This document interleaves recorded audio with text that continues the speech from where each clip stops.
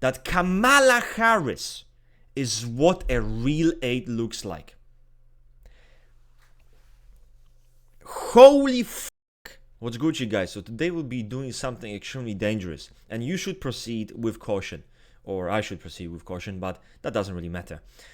Obviously, there's going to be exploration of Enneagram8 subreddit once again. It is the most cringe-inducing subreddit when it comes to typology, right? At least one that I'm aware of. So before we get into the video, I'm gonna show you on the screen the trait structure of the Enneagram8. It's taken from Character and Neurosis. Obviously, we don't have the 8 book, but this is the trait structure. And take a look at the trait structure and kind of just take a general approach. Imagine a human being this way, in a sense. You have to have an image of what you're looking at, what you're looking for.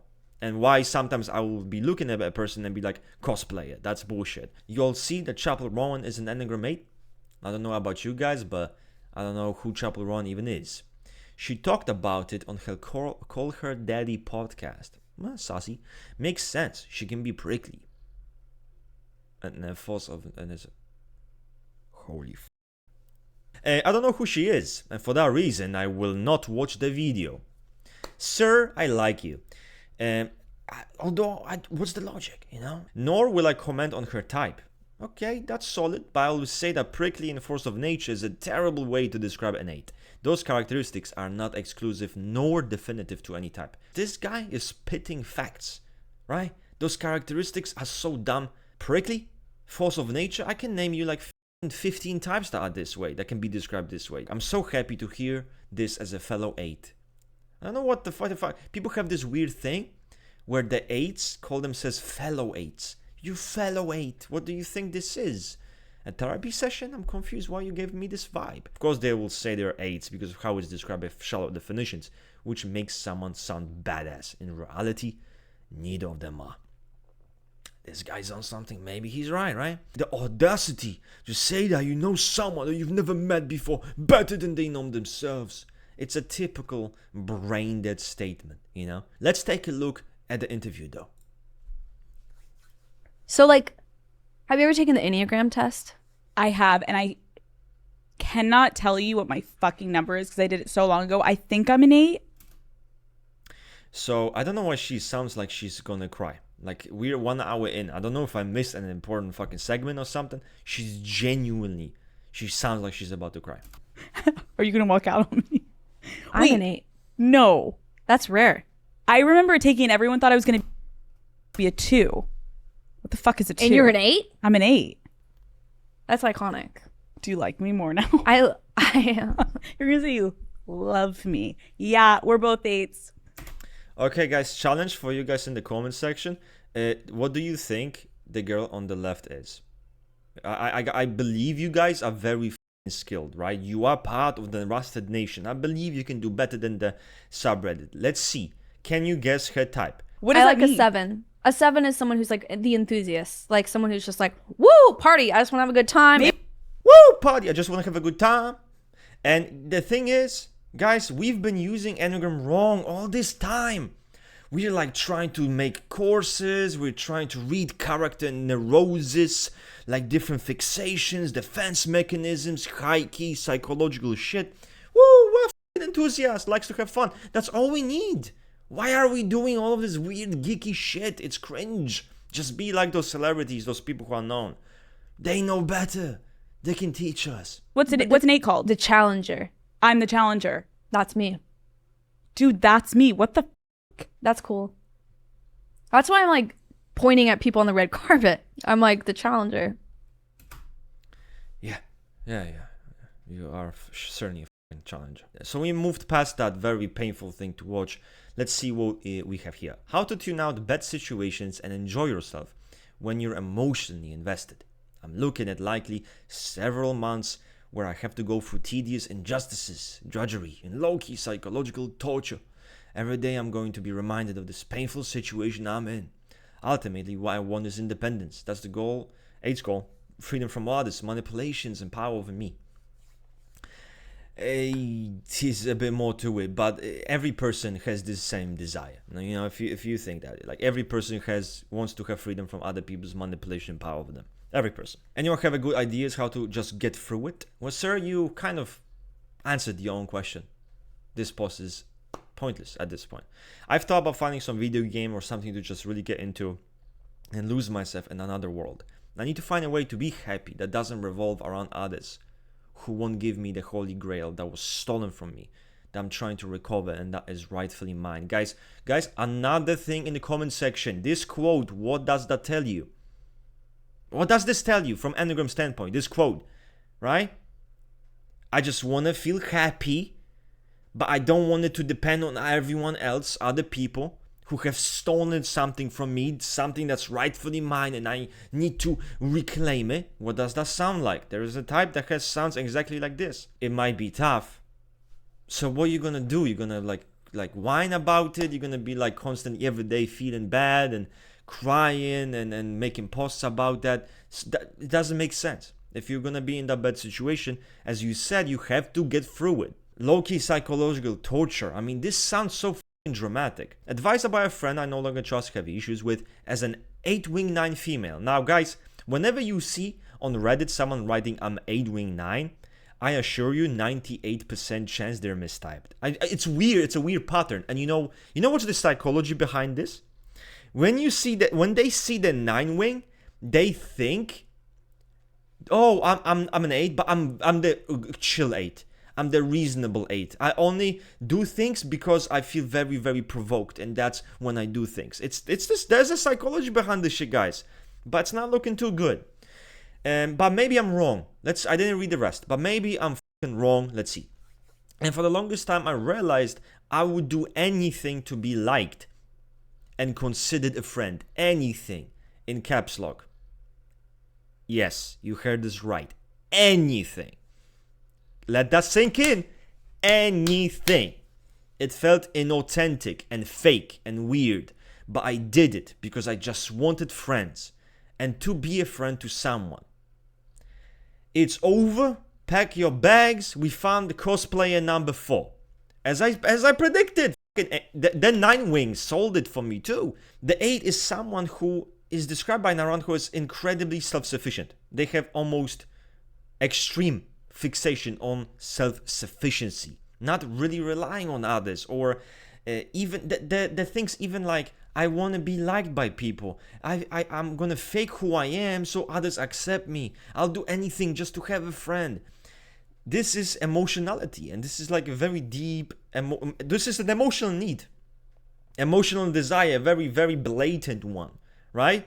In a type that's supposed to kind of negate those desires. Please give me an example of a nice, healthy Enneagram 8. This is so cruel and gives me so much insecurity.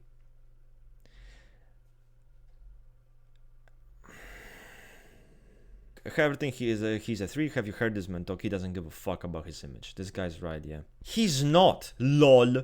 Anyone with an internally consistent model of either typology can spot him as the quintessential ENTJ 3, wing 4. And I know, sir, I know you have a very strong, consistent model once you start using wings, you motherfucker. Someone noted, and I might agree, that Kamala Harris is what a real 8 looks like. Holy fuck. One of my best friends is an ENTJ 8. Me too. She's compassionate, intelligent, force of positivity, doesn't let you stay there, doesn't bulldoze you, but doesn't mince words either. And now listen to this as an 8-wing 9. Guys, remember, 8-wing 9. The 9-wing equals cosplayer. You don't even need to ask a question. 8-wing 9, cosplayer, right? I can dissociate or let things go too long to uphold an illusion of aloofness. But she'll tell me how it is and motivate me to action. An 8, holy shit, this is so painful. Tries to dissociate or let things go for too long to give illusion of aloofness. Does that sound like a fucking 8 core to you? This motherfucker is a 9 core or something. And whatever the fuck, they need another 8, but this 8 is different because it's the 8-wing 7. And they need another person to motivate them to act. The most action-oriented Enneagram, the most visceral, the most action-oriented type has to be told to act. What even is power? Question mark, question mark, question mark. Where is it? Definitely now on this subreddit. I know how to communicate this idea, but I'm gonna try. Hello, it is I, the SXSO, who's trying to figure out what in the world is worth her time in this world in order to become stronger. I want to conquer. I want to achieve, but everything I consider seems like a waste of my energy. It could just be that I'm thinking too much in general. Why are you thinking too much? But I've been stuck in this section of myself for a bit. I want a world that doesn't exist. I want power I can have. I want control, but seizing control means going against my values. Yeah, this is so much like thinking, you know. I want power, no, but I can't want power. I want control, but seizing control, my values, my control. What are you on about? What are you on about? Life's simple if you make it simple. Vulnerability as a form of justice, a behavior of type 8. I am an 8, or at least I strongly believe so. I show affection to someone by allowing them to have the means to attack me. Holy fuck. When I care about someone and I discover something I could use against them, I usually intentionally reveal something about myself that they could also use against me to maintain a sense of justice. When I trust someone deeply, I'll open up even more, breaking this rule of I'll share if you do. Moreover, only an extremely small number of people have reached this level of trust, maybe 2. Seriously, this is your sense of justice, really? You show affection by what the fuck are you talking about? Right? You don't talk like a normal person. Why? And this is your sense of justice? You know what's justice? You slap me, I slap you twice. Justice. I think I met my husband and now I cannot stop crying. Wow. Guys, we found the true 8 on the subreddit, guys. This may be an outpost, but I'm very curious if other 8s will relate to this. No, I'm telling you already. I started seeing this guy I met on an app and I could very easily see myself marrying him. He's incredible and is exactly who I need. I feel like each day has given me more confirmation that he's who I'm supposed to be with. And it's like the feelings are slowly hitting me and I cannot stop crying about it. It feels surreal and like a new layer of vulnerability is being revealed to myself. You met someone on an app, probably 2 weeks ago, or 2 months ago, 4 months ago. You're crying because you think you're gonna be your husband. You don't even...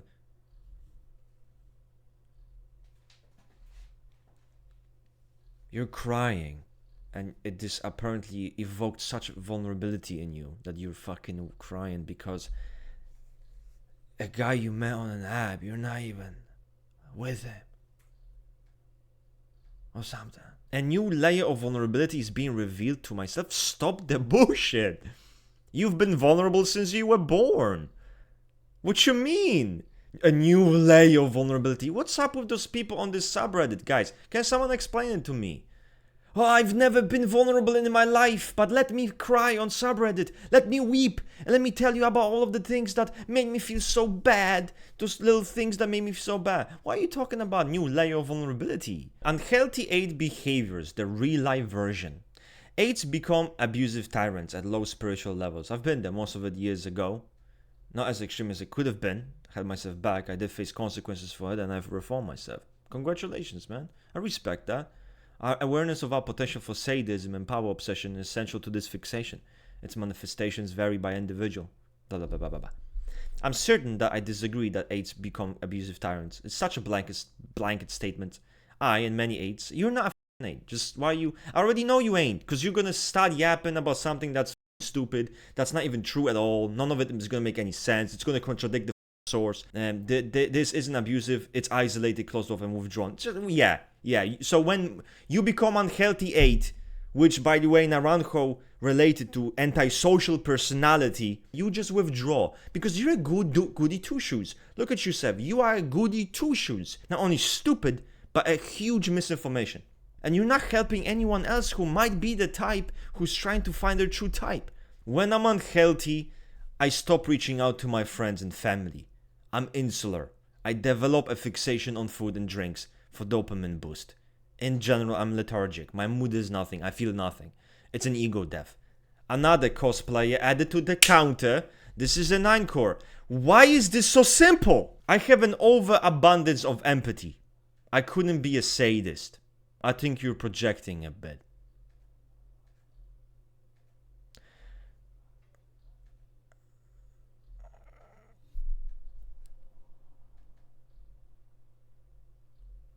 Are you fucking dumb? Cosplayer. Just, yeah. Leave a comment if you want. I'm out. I'm Chowers. And I'm bouncing.